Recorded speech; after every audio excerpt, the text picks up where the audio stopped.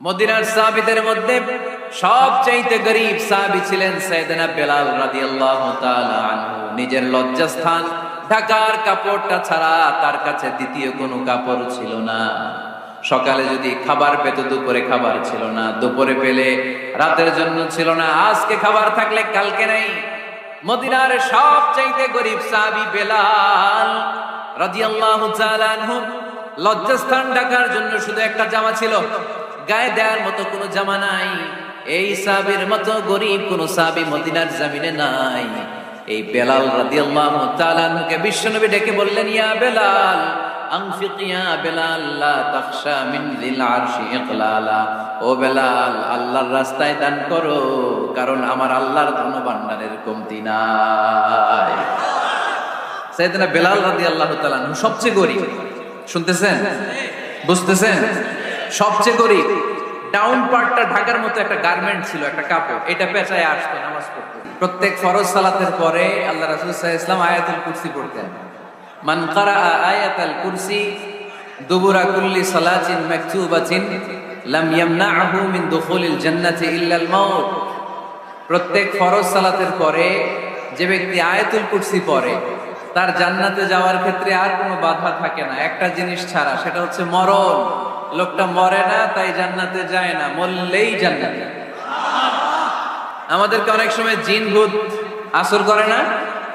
আসর করে। তো জিন ভূত যাদেরকে ডিস্টার্ব করে, তারা বেশি বেশি আয়াতুল কুরসি পড়বেন। আল্লাহ রাসূল সাল্লাল্লাহু আলাইহি ওয়াসাল্লাম বলেছেন, সূরাতুল ইখলাস, সূরাতুল ফালাক, সূরাতুন নাস, এই তিনটা পরে ফিস সাবাহি ওয়াল মাসা, সকাল সন্ধ্যা, ওয়া ইনদামা ইয়াযহাব ইলা ফিরাশি, আর যখন বিছানায় তিনি ঘুমাতে যেতেন, এই তিন কুল পড়ে আল্লাহ রাসূল সাল্লাল্লাহু আলাইহি ওয়াসাল্লাম হাতে ফু দিতেন। আর ওই ফু দেয়া হাতটা মাথা থেকে মুছতে মুছতে পা পর্যন্ত মুছতেন। It's a protection from your lord. এটা আমাদের রবের পক্ষ থেকে একটা প্রোটেকশন। সুবহানাল্লাহ পড়েন। We should take this protection every day at morning and evening. শয়তানের ওয়াসওয়াসা থেকে, জিন ভূতের আসর থেকে বাঁচার জন্য এই প্রোটেকশন আমাদের নেওয়া দরকার। আমাদের আদরের কচি কাঁচা সোনামণিরা যারা আছে, তাদেরকেও, বাচ্চাদেরকেও জিন ভূত ডিস্টার্ব করে কি করে না? করে। আমরা তাদেরকেও এগুলো শিখাই দিব। এগুলোকে বলে আর রুকিয়া আল ইসলামিয়া, ইসলামী রুকিয়া।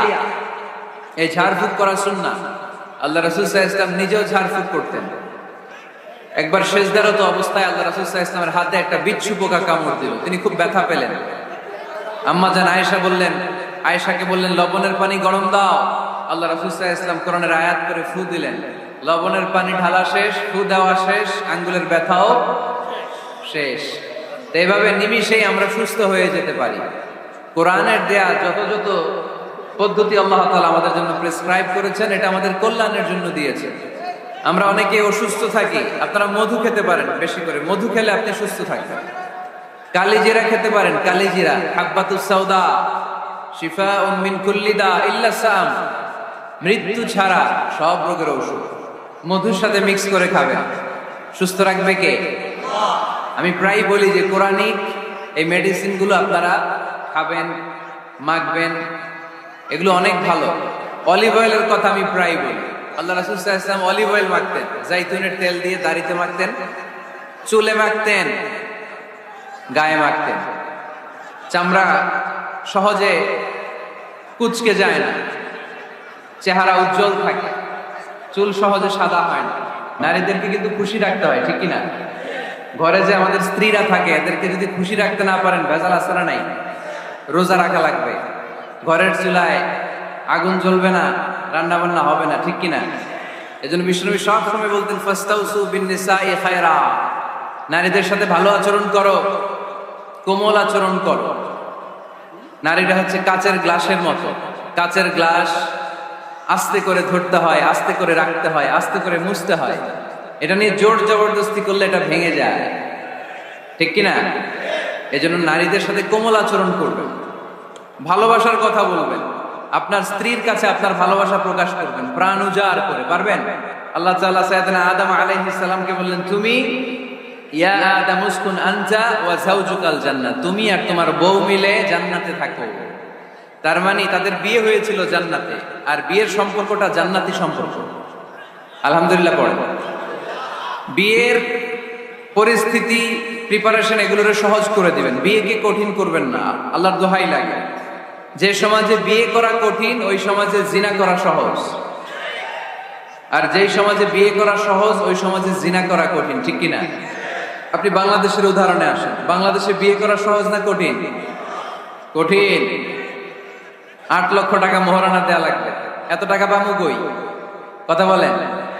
কিন্তু পরকিয়া করা সহজ, অবৈধ সম্পর্ক বিল্ড আপ করা, গার্লফ্রেন্ড বয়ফ্রেন্ড সম্পর্ক রাখা, বান্ধবীরে বাদাম খাওয়ালে আপনার সাথে চলে আসবে, ঠিক কিনা? তার মানে অল্প পয়সায় এই হারাম সম্পর্কগুলোকে অর্জন করা যায়। আর বিয়ে করতে চাইলে বাবা বলে আগে নিজের পায়ে দাঁড়া। তো এতদিন কার পায়ে দাঁড়াইছে? সহজ করে দেন। এই উঠতি বয়সের যুবক যুবতী, কিশোর কিশোরী, তাদের যৌবনের তাড়নায় যে পাপগুলো করে তার একটা পার্সেন্টেজ গুনাহ আপনার বাবা হিসেবে আপনার আমল নামাতেও আছে না নাই? এজন্য খবরদার, বিয়েটারে সহজ করে দিবেন, পরিবার গঠন করবেন। বিয়ের চাইতে ভালো কাজ পৃথিবীতে হতে পারে না। বিয়ে করলে রিজিক খুলে যায়, কপাল খুলে যায়। ওয়াদাটা কার? চিল্লায় বলেন কার? কাজী নজরুল ইসলাম অল্প বয়সে বিয়ে করেছেন। আমাদের স্বাধীনতার স্থপতি, এদেশের মহান নেতা বঙ্গবন্ধু শেখ মুজিবুর রহমান অল্প বয়সে বিয়ে করেছেন। মহাত্মা গান্ধী অল্প বয়সে, সব বড় বড় নেতারা অল্প বয়সে বিয়ে করেছেন। কিন্তু তারা যে সফল হয়েছে, কোনো সমস্যা হয়েছে? কথা কয় না। আমাদের স্বাধীনতার স্থপতি বঙ্গবন্ধু শেখ মুজিবুর রহমান, উনি সফল না ব্যর্থ? চিল্লায় বলে সফল। তো উনি যে কম বয়সে বিয়ে করে সফল হয়েছে, এই বিয়ে ওনার কোনো বাধা দিছে? কথা বলেন। ঝামেলাটা হইলো ওনারা কম বয়সে বিয়ে করে সফল হয়েছে, আর আমরা সফল হয়ে তারপরে বিয়ের পিড়িতে বসতে চাই, ঠিক কিনা? সফলতার কোনো শর্টকাট নাই। বিয়ে করেন, সফল বানাই দিবে কে?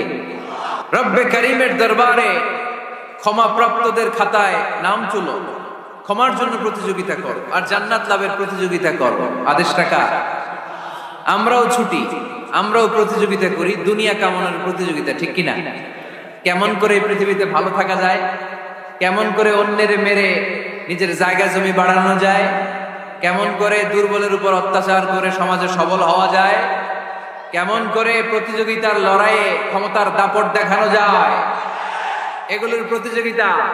কেমন করে পেঁয়াজের দাম বাড়িয়ে দিয়ে খেটে খাওয়া মেহনতি মানুষের কষ্ট বাড়ানো যায়, কেমন করে দেশের সাধারণ জনগণের মধ্যে গুজব ছড়িয়ে দেয়া যায়, এগুলোর প্রতিযোগিতা, যাতে মানুষের কষ্ট হয়, যাতে আল্লাহ লানত তার উপর আসে। কিন্তু মুমিনরা কখনো এ ধরনের প্রতিযোগিতায় নামতে পারে? মুমিনরা যাবে ডানে না বায়ে? সবাই বলেন। ডানে আছে ক্ষমা আর জান্নাত। ডানে আছে কি? আর উত্তর দিতে হবে আমার প্রশ্নের। ডানে আছে কি? আর দুইটা জিনিস আছে। 1 নম্বরে ক্ষমা, 2 নম্বরে আওয়াজ করে বলেন, 1 নম্বরে, 2 নম্বরে। এই দুইটা আমরা চাই কি চাই না? আল্লাহ বললেন সারিউ ইলা মাগফিরাতিন মির রাব্বিকুম, রবের পক্ষ থেকে ক্ষমার দিকে ছোট, ওয়া জান্নাতিন, আর এমন জান্নাতের দিকে ছোট, আরদুহাস সামাওয়াতু ওয়াল আরদ, যে জান্নাত আকাশ জমিন বিস্তৃত। আরদুহাস সামাওয়াতু ওয়াল আরদ, আল্লাহর প্রকাশ ভঙ্গিটা দেখেন, এক্সপ্লেনেশন সিস্টেম। আল্লাহ বললেন আকাশ জমিন বিস্তৃত জান্নাতের জন্য তোমরা প্রতিযোগিতা করো। বিশাল জান্নাত, ঠেলাঠেলি নাই। আল্লাহ রাসূল সাল্লাল্লাহু আলাইহি ওয়াসাল্লাম বললেন ইন্না মিসরাঈন মিন মাসারি'আল জান্নাহ মা বাইনা মাক্কা ওয়া হাজার। সৌদি আরবের মক্কা শহর থেকে বাহরাইন দেশের হাজার শহর যত দূর, জান্নাতের এক একটা দরজার অর্ধেক তত দূর। তার মানে এক দরজা দিয়ে কয়েক হাজার কোটি জান্নাতি এক ধাক্কায় ঢুকবে। সুবহানাল্লাহ, আসতে বললেন। দরজা দিয়ে যদি কয়েক হাজার লোক এক ধাক্কায় ঢুকতে পারে, দরজার সাইজ যদি এত বড় হয়, তাহলে জান্নাতের সাইজ কত? ওই জান্নাতে কোনো ধাক্কা ধাক্কি আছে?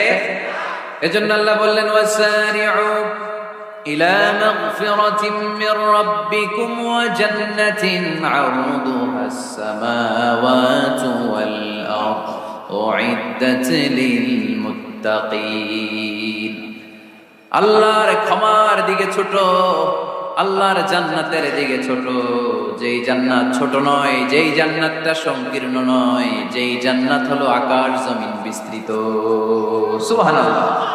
উইদ্দাত লিল মুত্তাকিন, এই জান্নাতকে আল্লাহ তাআলা মুত্তাকিদের জন্য তৈরি করেছে। কাদের জন্য? আপনাদের জন্য তৈরি করেছে, আলহামদুলিল্লাহ পড়ে। মুত্তাকি কারা? যারা আল্লাহরে ভয় পায়। মুত্তাকি কারা? যারা আল্লাহকে না দেখে ভয় পায়, তাদেরকে কি বলে? মুত্তাকি। আল্লাহরে দেখছেন কখনো? লা তুদরিকুহুল আবসার, পৃথিবীর চামড়ার চক্ষু দিয়ে আমার রব আল্লাহ তাআলাকে দেখা যায় না, কিন্তু ওহুয়া ইউদরিকুল আবসার, তিনি সবাইরে দেখতে পায়। সুবহানাল্লাহ পড়েন। তিনি আমাদের দৃষ্টির অন্তরালে, কিন্তু আমরা তার দৃষ্টির অন্তরালে কশ্চিন কালেও কখনো এক মুহূর্তের জন্য যেতে পারি না। মুত্তাকিনদের জন্য তিনি এই জান্নাতকে তৈরি করেছেন। এখন এই মুত্তাকিন কারা? সেই মুত্তাকিনদের পরিচয় আল্লাহ তাআলা এই সূরার ভেতরে দিয়েছেন। আল্লাহ বললেন, আমার মুত্তাকি বান্দার প্রথম গুণ, আল্লাযীনা ইউনফিকুনা ফিস সাররাই ওয়াদ দাররাই ওয়াল কাযিমিনাল গায়যা ওয়াল আফিনা আনিন নাস ওয়াল্লাহু ইউহিব্বুল মুহসিনিন। সুবহানাল্লাহ পড়ে। আল্লাযীনা ইউনফিকুনা ফিস সাররাই ওয়াদ দাররা, আমার মুত্তাকি বান্দারা সচ্ছল অসচ্ছল উভয় অবস্থায় দান করে। যখন তাদের কাছে বেশি টাকা থাকে তখন তারা বেশি দান করে, যখন কম থাকে কম দান করে, কিন্তু দান করে। ঠিক কি না? দান করার ধারাবাহিকতা কখনো থামায় না। এখন আপনি সচ্ছল, অনেক টাকা তো বেশি দেন, এক সময় অর্থের টানাপোড়েন যাচ্ছে, সমস্যা যাচ্ছে, তো ওই সময় কম দেন। বছরে আপনি অবস্থা ভালো থাকলে 10,000 টাকা সাদাকা করেন, যখন অবস্থা খারাপ 10 টাকাও কি সাদাকা করা যাবে না? তার মানে ইনফিকুনা ফিস সাররাই ওয়াদ দাররা, সুখে দুঃখে সব সময় যে দেয় তার নাম মুত্তাকি। সুখে দুঃখে সব সময় যে দেয় তার নাম। মদিনার সমাজে, মদিনার সাহাবীদের মধ্যে সবচাইতে গরীব সাহাবী ছিলেন সাইয়েদনা বেলাল রাদিয়াল্লাহু তাআলা আনহু। নিজের লজ্জাস্থান ঢাকার কাপড়টা ছাড়া তার কাছে দ্বিতীয় কোনো কাপড় ছিল না। সকালে যদি খাবার পেত, দুপুরে খাবার ছিল না, দুপুরে পেলে রাতের জন্য ছিল না, আজকে খাবার থাকলে কালকে নেই। মদিনার সবচাইতে গরীব সাহাবী বেলাল রাদিয়াল্লাহু তাআলা আনহু, লজ্জাস্থান ঢাকার জন্য শুধু একটা জামা ছিল, গায়ে দেওয়ার মতো কোনো জামা নাই। এই সাহাবীর মতো গরীব কোন সাহাবী মদিনার জমিনে নাই। এই বেলাল রাদিয়াল্লাহু তাআলা আনহুকে বিশ্বনবী ডেকে বললেন, ইয়া বেলাল আনফিক ইয়া বেলাল লা তাখশা মিন যিল আরশি ইকলালা। ও বেলাল, আল্লাহর রাস্তায় দান করো, কারণ আমার আল্লাহর ধনভাণ্ডারের কমতি নাই। সাইয়েদনা বেলাল রাদিয়াল্লাহু তাআলা আনহু সবচেয়ে গরীব। শুনতেছেন? বুঝতেছেন? সবচেয়ে গরীব। ডাউন পার্টটা ঢাকার মতো একটা গার্মেন্ট ছিল, একটা কাপড়, এটা পেঁচায় আসতো নামাজ পড়তে। গায়ে রাখার মতো কোনো জামা নাই, আর খাবার দাবার টাকা পয়সা বলতে নাই। ওই সাহাবীর নবী সাল্লাল্লাহু আলাইহি ওয়াসাল্লাম বললেন, আনফিক বেলাল, বেলাল তুমিও দান করো, তুমিও দাও, দানের হাতকে প্রশস্ত করে দাও। আনফিক ইয়া ইবনা আদম উনফিক আলাই, হে বনি আদম দাও, দিলে আমি তোমারে দেব। যারা দান করে বেশি তাদেরকে দেয় কে? দিলেই আসবে, না দিলে আসে না। আপনি দেন, দেখবেন আসতে শুরু করছে। এটাই সিস্টেম। দিলে কমে না, না দিলে কমে। সুবহানাল্লাহ পড়ে। উদাহরণ হিসেবে বোঝেন, আপনার হাতে 5 কেজি ওজনের একটা জিনিস দেওয়া হলো, আপনি এটারে ধরে রাখছেন। এটারে ধরে রাখলে আর কিছু নিতে পারবেন? এটারে দিয়ে দিলেই না আরেকটা ধরতে পারবেন, ঠিক কিনা? 5 কেজির এটা হুজুরে দিয়ে দিলাম, এরপরে কেউ আমার 20 কেজি দিলে ওইটা ধরবো, ওইটা আবার আরেকজনকে দিব, এরপরে আরেকজন 30 কেজি দিলে ওইটারে ধরবো। কথা বলেন, কথা বলেন, কথা বলেন। এজন্য আল্লাহ বললেন, ইনফিকুনা ফিস সাররাই ওয়াদ দাররা, আমার মুত্তাকি বান্দারা প্রথম গুণ, তারা সুখে দুঃখে সব সময় দান করে, দানের ধারাবাহিকতা সব সময় অব্যাহত রাখে। যারা সুখে দুঃখে সচ্ছল অসচ্ছল সব অবস্থায় দান করে, তাদের নাম হলো মুত্তাকি। এই কিপটামি কৃপণতা ভুলে যা, দেন, দেন না একটু, আপনারা দিবে কে? বিশ্বাস হয়? দিলে বাড়ে, দিলে না দিলে কমে, কারণ আপনি দিলে আপনারে দিবে কে? তবে গোপন অবস্থায় দেওয়াটা উত্তম। প্রকাশ্য দান করলে আল্লাহ কবুল করেন, ওইটাতেও সওয়াব আছে, কিন্তু গোপনে দান করলে বেশি খুশি হয় কে? গোপনে দান করলে আল্লাহর রাগ ক্রোধ কমে যায়। আপনার কোনো পাপের কারণে আল্লাহ যদি আপনার উপর রেগে থাকে, আপনি গোপনে কিছু দান করে দেন, ওই রাগটা মুহূর্তেই ঠান্ডা হয়ে যাবে। 7 শ্রেণীর ব্যক্তিকে আল্লাহ তাআলা আরশের নিচে ছায়া দেবে কিয়ামতের দিন, যেদিন আকাশের সূর্যটা মাথার কাছে চলে আসবে। জমিনটা তামার জমিন হয়ে যাবে, তৃষ্ণায় মানুষের জিহ্বা বের হয়ে কুকুরের মতো নাভির সামনে ঝুলতে থাকবে। সূর্যের প্রচন্ড কিরণ আর তাপে মাথার মগজগুলো গলে গলে নাকের ছিদ্র আর কানের ছিদ্র দিয়ে ভাতের মাড়ের মতো টপ টপ করে বেয়ে বেয়ে পড়বে। আল্লাহর আরশের ছায়া ছাড়া সেদিন আর কোনো ছায়া থাকবে না। বিষ্ণু বললেন 7 শ্রেণীর ব্যক্তিকে আল্লাহ তাআলা সেদিন আরশের নিচে ছায়া দিবে। তার মধ্যে থেকে 1 শ্রেণীর ব্যক্তি, কিশোরগঞ্জের ভাইয়েরা খেয়াল করে শুনেন, তার মধ্যে 1 শ্রেণীর ব্যক্তি হচ্ছে রাজুলুন তাসাদ্দাকা বিসাদাকা ফাআখফাহা। 1 শ্রেণীর ব্যক্তি হচ্ছে ওই ব্যক্তি যে গোপনে আল্লাহর জন্য দান করে। হাত্তা লা তা'লামু শিমালুহু মা তুনফিকু ইয়ামিনুহু, এমন গোপনে এসে আল্লাহর রাস্তায় দান করে দেয়, তার ডান হাত কি দান করেছে বাম হাত টের পায় না। ডান হাত কি দিল, বাম হাত দেখে না। অন্য মানুষ জানা তো দূরের কথা, এই গোপন দান আমার আল্লাহর কাছে খুব প্রিয়। এজন্য একটু দান করার অভ্যেস করে, অল্প করে করেন। আজকে যে এই 5 টাকা দান করে দেন মসজিদে, 2 টাকার নোট থাকলে দান করে দেন, 1 টাকার পয়সা থাকলে দান করে দেন। দান করতেই হবে, কারণ মুত্তাকি হতে চাইলে এই দানের ধারাবাহিকতা কন্টিনিউয়াসলি এটা রাখতে হয়, এটা থামানো যায় না। সময় ভালো বেশি দিলাম, সময় খারাপ কম দিলাম, কিন্তু দিতে হবে। রাজি আছেন? আল্লাকা সিররুন ইনদাল্লাহ বাইনাকা আনতা ওয়া বাইনাল্লাহ, আল্লাকা সাদাকাতুন তাখফা লা ইয়ালামুহা ইল্লাল্লাহ, আল্লাকা সিররুন ইনদাল্লাহ বাইনাকা আনতা ওয়া বাইনাল্লাহ, আল্লাকা সাদাকাতুন তাখফা লা ইয়ালামুহা ইল্লাল্লাহ। সুবহানাল্লাহ। আল্লাকা সিররুন ইনদাল্লাহ, তোমার আর তোমার আল্লাহর মাঝে কোনো গোপন আমল আছে নাকি যেটা আল্লাহ ছাড়া কেউ জানে না? জীবনে আমাদের প্রত্যেকের এমন কিছু গোপন আমল, ইবাদত আর দান সদকা করা দরকার যেটা দুনিয়ার কেউ জানে না, জানে আমার রব আর জানি আমি। এরকম দান থাকার দরকার আছে না নাই? তোমার জীবনে এমন কোন গোপন সাদাকা আছে নাকি যেটা আল্লাহ ছাড়া কেউ দেখেনি? এই গোপন সাদাকাটা আল্লাহ খুব পছন্দ করে। এখানে মাদ্রাসা, আজকে আমার ভাই অমুক ভাই দিবেন 2 লক্ষ টাকা, বলেন মারহাবা। এটা উনি আল্লাহর জন্য দিতে পারে, মারহাবার জন্য দিতে পারে, ঠিক কিনা?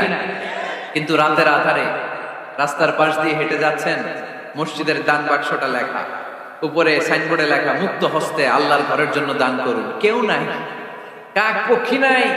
রাত বাজে 2টা, হঠাৎ করে পকেট থেকে 1000 টাকা বা 100 টাকার কচকচে নোটটা আপনি দান করে দিলেন। ওই দানটা 1 কোটি টাকার দানের চেয়েও বড় দান।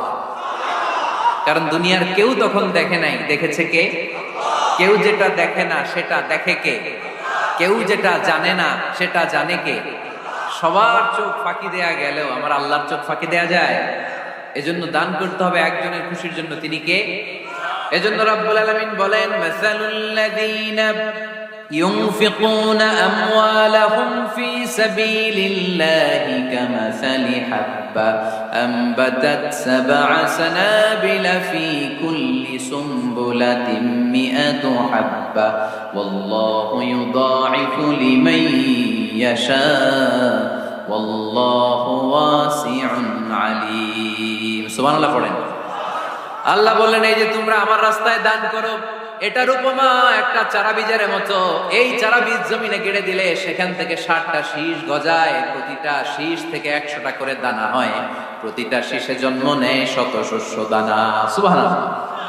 চারা বীজ ছিলেন না, মাটিতে ঢুকাই দিলেন, 60টা শীষ গজাল, প্রতিটা শীষে আবার 100টা করে দানা, মোট কটা হইল 700টা। এক চারা বীজ থেকে যেমনি 700 দানা গজায়, তেমনি 1 টাকা দান করলে এরকম 700 গুণ সওয়াব আপনার আমলনামায় ঢুকাই দিবে কে? যারা দুনিয়ার বুকে প্রকাশ্যে গোপনে দান করত, সচ্ছল আর অসচ্ছল অবস্থায় দান করত, কিয়ামতের দিন যখন তাদেরকে তাদের আমলনামা দেয়া হবে, আমলনামা দেখে বলবে, আল্লাহ এত সওয়াব দুনিয়ার বুকে আমি করি নাই, অন্য কারো আমলনামা তোমার ফেরেশতারা ভুল করে আমারে দিয়েছে। আল্লাহ এত আমলনামা তো আমি করি নাই, এত নেক কাজ কোত্থেকে আসলো? এটা আমার না, তোমার ফেরেশতারা ভুল করে আরেকজনেরটা গছাই দিছে আমার। আল্লাহ বলবে, না, আমার ফেরেশতারা ভুল করে না। সুবহানাল্লাহ পড়ে। ফেরেশতারা কখনো ভুল করতে পারে না, এটা তোমারই আমলনামা, আমার আমলনামা, আমি তো এত সওয়াব করি নাই। আল্লাহ বললেন, তুমি যে ওই আমার খুশির জন্য দান করেছো, ওই ছোট্ট দানটাকে আমি বড় করে তোমার আমলনামায় ঢুকাই দিচ্ছি। আরো আস্তে কোন সুবহানাল্লাহ। হাদিসে এসেছে কামা ইউরাব্বি আহাদুকুম ফুলুয়া, তোমরা যেমনি ছাগল পালো, বাছুর পালো, আল্লাহ তাআলা তোমাদের দানটাকে এরকম পেলে পুষে বড় করে।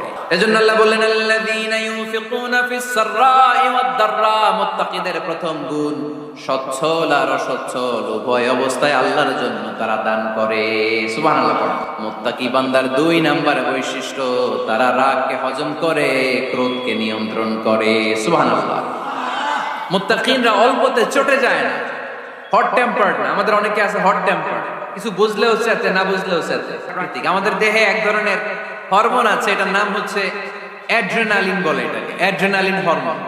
তো এই হরমোনটা যখন নিঃসরিত হয় তখন আমরা রেগে উঠি, এর আগে আমরা রাগি না। This adrenaline hormone triggers up your bodies fight response. এটা নিঃসরিত হলে বডি তখন ফাইট করতে মন চায়। রাগ এটা ভয়ঙ্কর। অনেকে রাগ করতে করতে যে স্ট্রোক করে ফেলে, আছে না? হার্ট অ্যাটাক করে ফেলে। অনেকে রাগের মাথায় মারাও যায়, আছে না নাই? এটা ভয়ঙ্কর। এর আছে অনেক শারীরিক, মানসিক অনেক প্রভাব, অনেক ক্ষতিকর প্রভাব আছে এই রাগ। রাগটা অনেকটা ঝড়ের মতো। কিসের মতো? ঝড় যেমনি একদিক থেকে এসে সব ভেঙে চুরে তছনছ করে লন্ড ভন্ড করে দিয়ে আরেক দিকে সাঁ করে চলে যায়, রাগও তেমন একদিক দিয়ে আসে সব শেষ করে দিয়ে আরেক দিকে চলে যায়, ঠিক কিনা? এর রাগের মাথায় পৃথিবীতে কত খুন খারাপি ঘটেছে, ঠিক কিনা? বাবা ছেলের মধ্যে রাগ আছে না নাই? বন্ধু বন্ধুর মধ্যে, বন্ধু কয় এটা আমারে দে, ওই বন্ধু বলে না দিব না, রেগে গেছে, কিলাকিলি ঘুষাঘুষি আছে না নাই? বাবা ছেলের মধ্যে জমি জমা নিয়ে হয় না অনেক সময়? বাবা কয় এই জমি তুই পাবি না, পোলায় কয় আমার এই দিবা তুমি। বাপে কয় না দিব না, পোলায় কয় দিবা। বাপে কয় তোরে তেজ্য পুত্র করে দিলাম, পোলায় কয় তোমার মাথায় আমি কূপ মাইরা দিলাম। শয়তান চায় কি করে ফ্যামিলিকে ব্রেক ডাউন করা যায়। শয়তান একটা আরশের উপর বসে, অন্য শয়তানরা এসে বলে আমি ওজনে কম দেওয়াইছি, কারে কিছুই করস নাই। আরেকজন এসে বলে আমি সুদ খাওয়ানোর ব্যবস্থা করে দিয়ে আসছি, কারে এটা কিছুই না। আরেকজন এসে বলে মাদ্রাসায় যাচ্ছিল আমি সরাই দিছি, কারে এটা কিছুই না। আরেক শয়তান এসে বলে আমি স্বামী স্ত্রীর মধ্যে বিচ্ছেদ ঘটাই দিছি। ইবলিশ শয়তান তখন এটারে নিয়ে নাচতে শুরু করে দেয়। এজন্য স্বামী স্ত্রীর মধ্যে ঝগড়া আছে না নাই? হাজবেন্ড বলে একটা, ওয়াইফ বলে আরেকটা, আছে না নাই? হাজবেন্ড বলে তুমি যাইবা না, এই বিয়ার দাওয়াতে যাইবা না, ও আমার অপমান করছিল। বউ কয় আমি যামু, আমার বান্ধবীর বিয়া, তোমার কি? আছে না নাই? হাজবেন্ড কয় না যাবি না, বউ কয় যামু, গেলে তোর খবর আছে। বউ কয় কি করবা? কয় তালাক দিয়ে দিলাম। আছে না নাই? ছোট্ট ঝগড়া থেকে মাথা গরম করে রাগের মাথায় তালাক দিয়ে ফেলে। এই জন্যই রাগ ভয়ঙ্কর। এর রাগের কারণে বন্ধু বন্ধুর সম্পর্ক নষ্ট হয়, হাজবেন্ড ওয়াইফের মধ্যে ডিভোর্স হয়ে যায়, বাবা ছেলের মধ্যে সম্পর্ক ছিন্ন হয়ে যায়। এটা ঝড়ের মতো। এজন্য মুমিনরা চাইলেই চট করে রেগে যেতে পারে। এজন্য রাগ নিয়ন্ত্রণের দরকার আছে না নাই?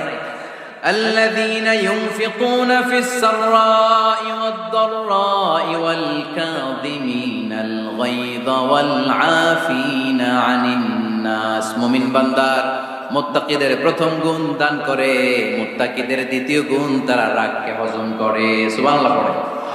রাগকে কি করতে হবে? জোরে বলেন কি করতে হবে?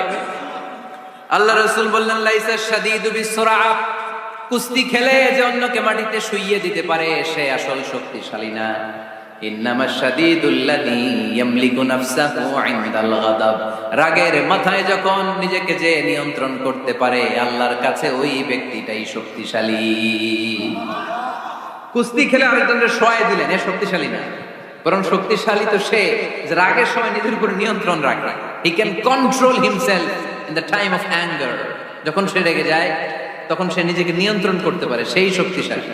কুস্তি খেলে আপনি হোতায় দিলেন আরেকজন, আপনি শক্তিশালী না। এজন্য রাগকে নিয়ন্ত্রণ করতে রাজি আছেন তো?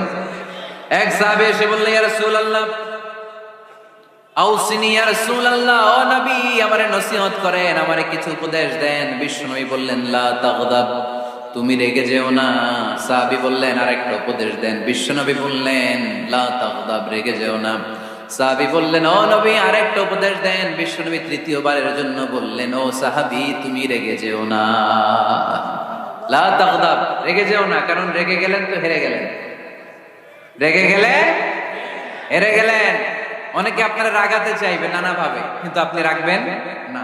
আপনার সাথে ঝগড়া করতে চাইবে, পায়ে পাড়া দিয়ে ঝগড়া করতে চায়, এরকম আছে না নাই?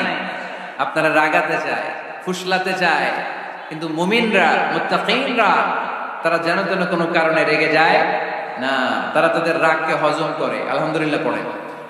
আল্লাহ রাসূল সাল্লাল্লাহু আলাইহি ওয়াসাল্লাম কখনো রাখতেন না, কখনো না। ওনার উপর অনেক অত্যাচার হয়েছে, উনি রাগেন নাই, উনি ক্ষমা করে দিয়েছেন। কি করেছেন? আল্লাহ রাসূল সাল্লাল্লাহু আলাইহি ওয়াসাল্লাম যখন মক্কায় নামাজ পড়তেন, আল্লাহ রাসূল সাল্লাল্লাহু আলাইহি ওয়াসাল্লাম যখন রুকুতে যেতেন, সিজদায় যেতেন, পিঠের উপরে পচা উটের নাড়ি ভুঁড়ি চাপিয়ে দেয়া হতো। আল্লাহ রাসূল কখনো রেগেছেন? কথা বলেন। তায়েফের ময়দানে দাওয়াত দিতে গেলেন, পাথর মারা হলো, তিনি রেগেছেন? বাড়ি থেকে বের করে দেয়া হলো, বাধ্য হয়ে মক্কা থেকে মদিনায় হিজরতে গেলেন, মক্কার দিকে তাকিয়ে তাকিয়ে চোখের পানি ছাড়লেন আর বললেন, মক্কা তু আহাব্বুল বিলাদ ইলাইয়া, আমার কাছে সবচেয়ে প্রিয় শহর মক্কা শহর। লাউলা উখরিজতু লামা খারাজতু, আমার যদি বের করে দেয়া না হতো মক্কা থেকে জীবনে কোনোদিন আমি বের হতাম না। তারপরেও বিশ্বনবীর আগে ব্ল্যাক ম্যাজিক করে 6 মাস বিশ্বনবীকে অসুস্থ করে রাখা হয়েছে, তিনি রাগেন নাই। আল্লাহ রাসূল সাল্লাল্লাহু আলাইহি ওয়াসাল্লাম একবার উটের উপর চড়ছিলেন, ইন দ্য মিন টাইম এক বেদুইন এসে বিশ্বনবীর গায়ের চাদর ধরে টান দিলেন। হাদিসের বর্ণনাকারী সাইয়েদনা আনাস রাদিয়াল্লাহু তাআলা উনি বলেন, কুনতু আমশি মা রাসূলিল্লাহ, আমি একবার রাসূল সাল্লাল্লাহু আলাইহি ওয়াসাল্লামের সাথে হাঁটছিলাম, ওয়া আলাইহি বুরদুন নাজরানি গলিদুল হাশিয়া, আর রাসূল সাল্লাল্লাহু আলাইহি ওয়াসাল্লামের গায়ে ছিল চাদর। কি ছিল? আপনারা আজকে চাদর গায়ে দিয়ে আসছেন? কেউ আসছেন? অনেকে। এই যে আমরা চাদর গায়ে দেই, আমাদের চাদরের এই পাশে মাঝে মাঝে কিছু ডিজাইন করা থাকে না? নাজরান দেশ থেকে নিয়ে আসা বিশ্বনবীর ওই চাদরের এইখানে খসখসে ডিজাইন ছিল। তো আল্লাহ রাসূল যখন চাদর গায়ে দেয়া, ওই বেদুইন যখন চাদর টান দিয়েছে, ওই খসখসে ডিজাইন আল্লাহ রাসূল সাল্লাল্লাহু আলাইহি ওয়াসাল্লামের ঘাড়ের চামড়া ছিঁড়ে ফেলেছে। আসছিল ভিক্ষা করতে, বেদুইন আসছে কি করতে? ভিক্ষা চাওয়ার স্টাইল দেখবেন, ভিক্ষা চাওয়ার স্টাইল দেখছেন? আল্লাহ রাসূল সাল্লাল্লাহু আলাইহি ওয়াসাল্লামের চাদর ধরে এমন টান মেরেছে, ওই খসখসে চাদরের দাগ বিষ্ণু সাল্লাল্লাহু আলাইহি ওয়াসাল্লাম ঘাড়ের মধ্যে বসে ঘাড়ের চামড়া ছিঁড়ে গিয়েছে। বিষ্ণু প্রচন্ড ব্যথা পেয়েছেন, কিন্তু কিছুই বলেন নাই। ফালতাফাতা ইলাইহি রাসূলুল্লাহ, আল্লাহ রাসূল তার দিকে তাকালেন, তাকিয়ে সুম্মা দাহিক, ছোট্ট একটা মুচকি হাসি দিলেন, মুচকি হাসি দিলেন। ভিক্ষা করতে আসছে, চাদর ধরে টান মেরা ঘাড়ের চামড়া ছিঁড়ে ফেলছে, আর বলতে শুরু করছে, ইয়া মুহাম্মদ মুরলি মিন মালিল্লাহ, আল্লাহর যে সম্পদ আছে বাইতুল মালের সম্পদ থেকে আমার কিছু দাও, আমার কিছু নাই। আল্লাহ রাসূল সাল্লাল্লাহু আলাইহি ওয়াসাল্লাম ফাদাহিক, একটা মুচকি হাসি দিলেন, দিয়ে সে যা চেয়েছে তার হাতে সেটা উঠিয়ে দিলেন। চিল্লায় পড়েন সুবহান। তার মানে আমার নবী সহজে রাখতেন না। ওনার গায়ের উপর, দেহের উপর অত্যাচার করা হলে বিষ্ণু সাল্লাল্লাহু আলাইহি ওয়াসাল্লাম কখনো রাগেন নাই। মারা হয়েছে, পাথর মেরে রক্তাক্ত করা হয়েছে, পিটানো হয়েছে, আল্লাহ রাসূল সাল্লাল্লাহু আলাইহি ওয়াসাল্লাম কখনো রাগেন নাই। তবে আল্লাহর জমিনে আল্লাহর বিধান লঙ্ঘিত হওয়া মাত্রই বিষ্ণু সাল্লাল্লাহু আলাইহি ওয়াসাল্লাম রেগে যেতেন। পড়েন আল্লাহু আকবার। আল্লাহর বিধান লঙ্ঘিত হতে দিতেন না। যেই লোকটা নামাজ পড়া অবস্থায় উটের পচা নাড়ি ভুঁড়ি চাপিয়ে দিলে রাগেন না, যাকে পাথর মারা হলে রাগেন না, চাদর ধরে টেনে গায়ের চামড়া ছিঁড়ে ফেললে রাগেন না, ওই ব্যক্তিটা আল্লাহর জমিনে আল্লাহর আইনের বিরুদ্ধে কথা বললে রেগে যেতেন। কারণ এটা আল্লাহর আইন, আল্লাহর আইনে সবাই সমান, এখানে উঁচু নিচু, there is no difference between black and white, between upper and lower, between the richer section of the society and poorer section of the society, between the prime minister, between the member of the parliament and the factory worker, rickshaw puller. Everyone is totally equal, 100% equal in the eyes of Quran and Islam. চিল্লায় বলেন ঠিক কি না? আল্লাহর চোখে সবাই সমান। ওইখানে প্রধানমন্ত্রী নাই, ওইখানে প্রেসিডেন্ট নাই, ওইখানে এমপি নাই, ওইখানে রিকশাওয়ালা আর প্রধানমন্ত্রী আর প্রেসিডেন্ট এক কাতারে দাঁড়িয়ে আল্লাহর সেজদা দেয়। চিল্লায় বলেন ঠিক কি না? নিজেকে আক্রমণ করা হলে রাখতেন না, কিন্তু আল্লাহর জমিনে আল্লাহর বিধান লঙ্ঘিত হলে আল্লাহ রাসূল রেগে যেতেন। মদিনাতে এক মেয়ে চুরিতে ধরা পড়ল। চুরি করলে কি করতে হয়? আস-সারিকু ওয়াস-সারিকাতু ফাকতাউ আইদিয়াহুম। বাংলাদেশে হাত কাটে, কি করে? জেলে দেয়। আর কি করে? হ্যাঁ, জরিমানা, জামাই আদর করে না, বিধান হচ্ছে হাত কেটে দাও। If anyone steal something precious, the government, the authority should cut down his right hand. আইন টাকা। বাংলাদেশে এরকম চোর আছে না নাই? দেশের টাকা পাচার করে, আছে না নাই? হাজার হাজার টাকা কুচি কুচি করে বগুড়ার এক পানির মধ্যে, খালের মধ্যে দেখলাম। আহা, জনগণ খেতে পায় না, আর মানুষ টাকা কুচি করে জঙ্গলে ফেলে দিয়ে আসে। এগুলো কত বড় টাকা! একটা চোর, ওকে ধরে যদি হাত কেটে টেলিভিশনে প্রচার করে দেয়া হতো, 17 কোটি মানুষ যদি দেখতো, এদেশে আর চোর খুঁজে পাওয়া যেত না। বনু মখজুমিয়া গোত্রের এক নারী চুরিতে ধরা পড়ল। সাহাবীরা যে বলে, ইয়া রাসূলুল্লাহ, অনেক বংশীয় মেয়ে, আপনি হাত কেটে দিয়েন না, মাফ করে দেন। কি করেন? আল্লাহ রাসূল সাল্লাল্লাহু আলাইহি ওয়াসাল্লামের চেহারাটা আগুনের গোলার মতো লাল হয়ে গেল, রেগে গেলেন। আল্লাহ রাসূল বললেন, এত বড় সাহস পেলে কোত্থেকে? এটা আল্লাহর আইন, চিল্লায় বলো, কার আইন? লাউ কানাত ফাতিমাতু বিনতি মুহাম্মদ সারাকাত লাকাতা মুহাম্মাদুন ইয়াদাহা। আরে বনু মখজুমিয়া গোত্রের মেয়ে তো দূরের কথা, আমার কলিজার টুকরা ফাতেমাও যদি চুরিতে ধরা পড়তো, আমি ফাতেমার ডান হাত কেটে দিতে 1 সেকেন্ডও দেরি করতাম না। কারণ বিধানটা কার? এত মাইট দেয়া হলো বিশ্বনবীকে, এত অত্যাচার করা হলো, তিনি রেগে যেতেন না। কিন্তু আল্লাহর জমিনে আল্লাহর বিধান লঙ্ঘিত হলে তিনি রেগে যেতেন, ঠিক কিনা? এজন্য আমাদের রাগটাও হতে হবে এমন, অপ্রয়োজনে আমরা রাখবো না, কিন্তু আল্লাহর জমিনে আল্লাহর বিধান যদি লঙ্ঘিত হয়, দুর্বলের উপর যদি সবলের অত্যাচার হয়, সমাজে যদি বিশৃঙ্খলা তৈরি হয়, তখন মুমিন রাগান্বিত হবে, বজ্র কণ্ঠে গর্জে উঠবে, চিল্লায় বলেন ঠিক কিনা? এছাড়া মুমিন রাগকে নিয়ন্ত্রণ করে, এটা মুত্তাকিদের বৈশিষ্ট্য। আল্লাযীনা ইউনফিকুনা ফিস সাররাই ওয়াদ দাররা, মুত্তাকিনদের প্রথম গুণ, তারা দান করে। 2 নাম্বার গুণ, রাগকে হজম করে। রাগকে হজম করতে রাজি আছেন সবাই? আজকে থেকে রাগটার একটু কমানো যাবে, থামানো যাবে তো? আল্লাহ তুমি কবুল করো, পড়ি আমিন। আল্লাহ রাসূল সাল্লাল্লাহু আলাইহি ওয়াসাল্লাম রাগ কমানোর কিছু পদ্ধতি আমাদেরকে শিখিয়েছে।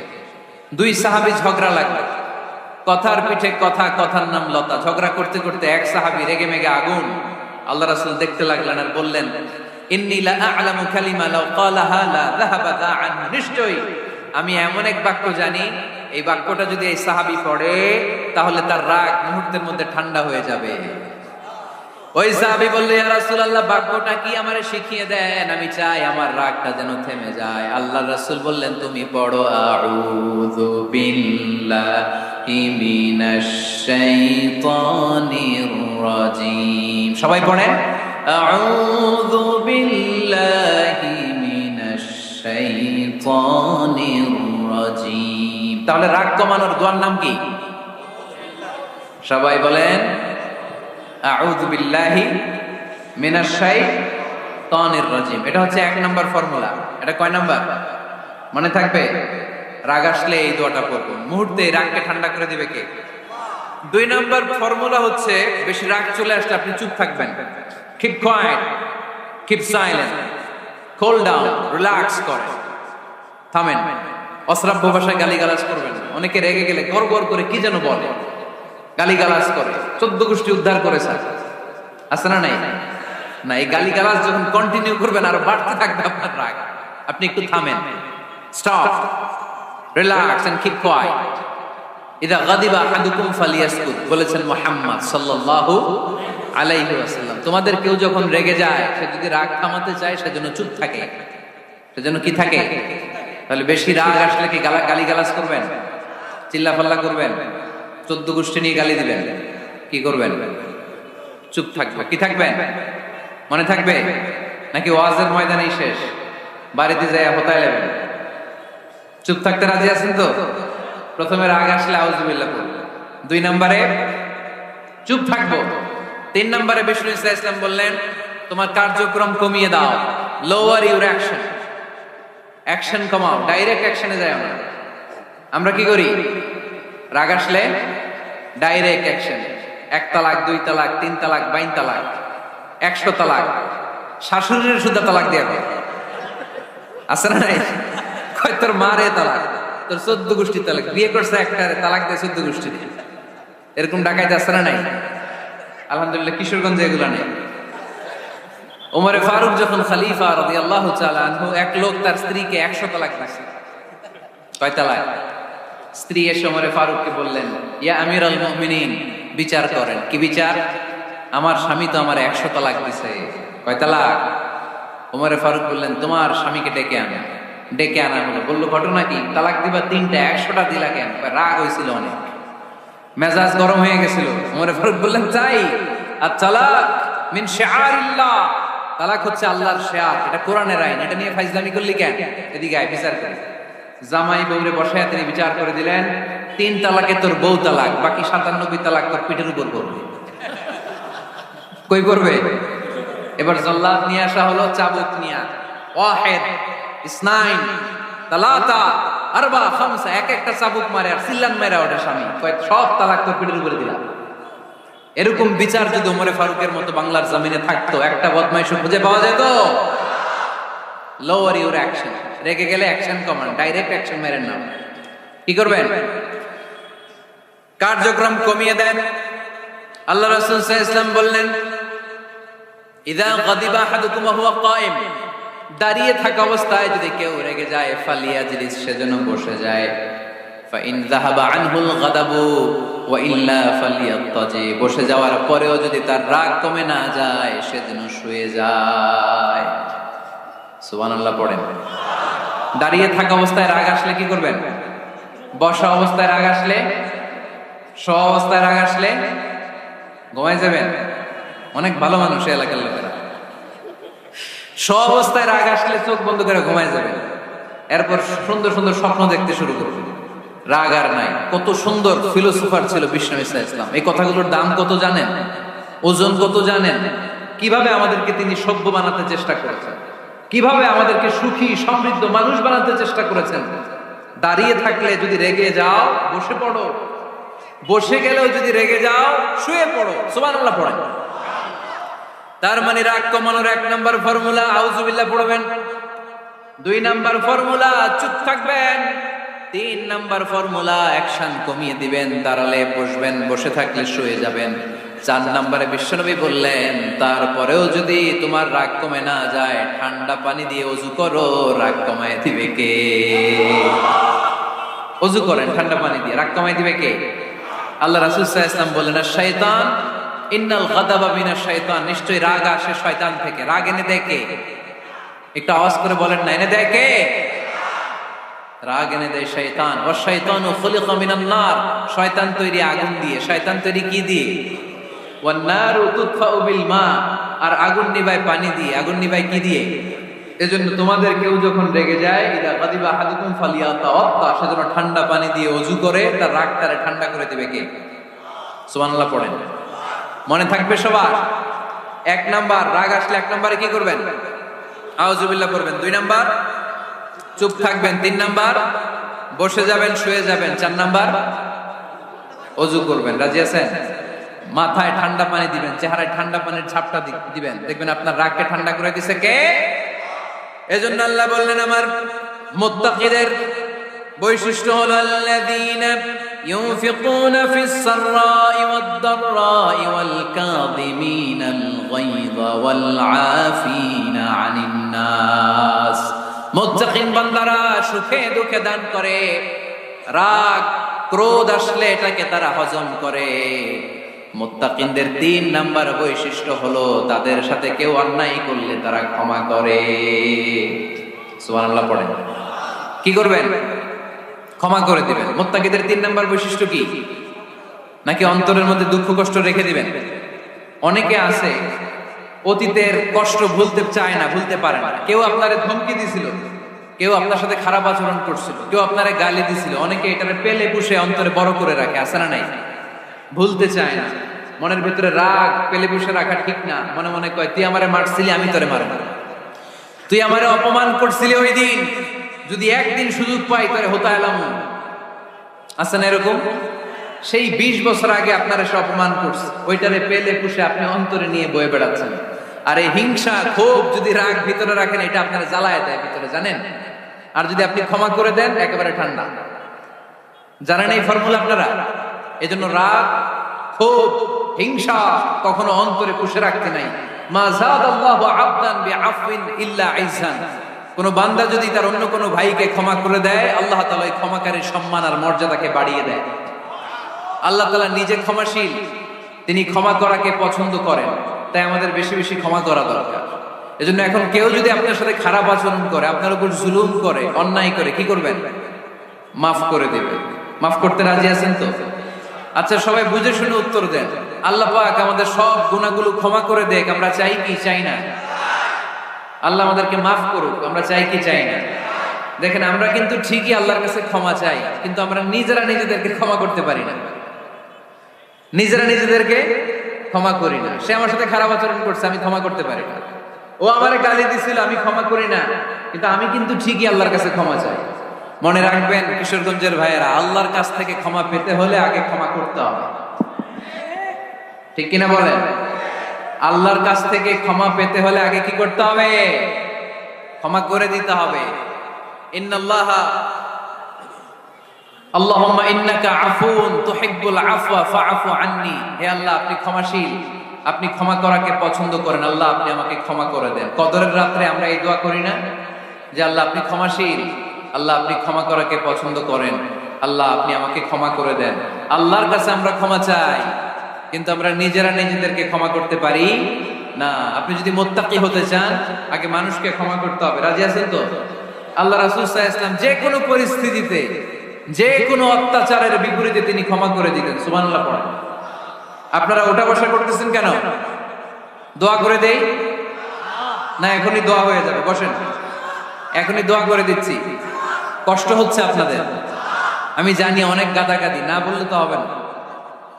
এখানে অনেক কষ্ট হচ্ছে আপনাদের।